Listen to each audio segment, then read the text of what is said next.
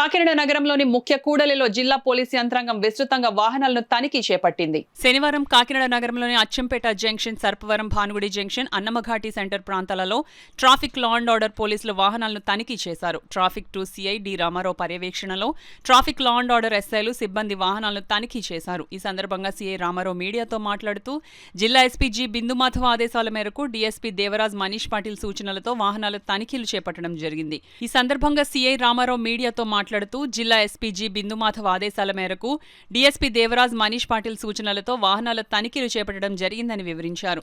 ఈ కార్యక్రమంలో ఎస్ఐలు R Venkataratnam, V Kishore Kumar, T Tulasiram, ఏఎస్ఐలు అప్పారావు, ఎం వెంకటేశ్వరరావు సిబ్బంది పాల్గొన్నారు. కాకినాడ టౌన్ స్టాఫ్తో పాటుగా కాకినాడ ట్రాఫిక్ స్టాఫ్, ట్రాఫిక్ స్టాఫ్తో పాటుగా భానుగుడి జంక్షన్ వద్ద ఉదయం 9 గంటల నుంచి అనుమానాస్పదంగా ఉండేటువంటి వాహనాలన్నింటినీ కూడా ఒక వెహికల్ చెకింగ్ కండక్ట్ చేస్తూ ప్రతి వెహికల్ని క్షుణ్ణంగా తనిఖీ చేసి పంపడం జరుగుతుంది.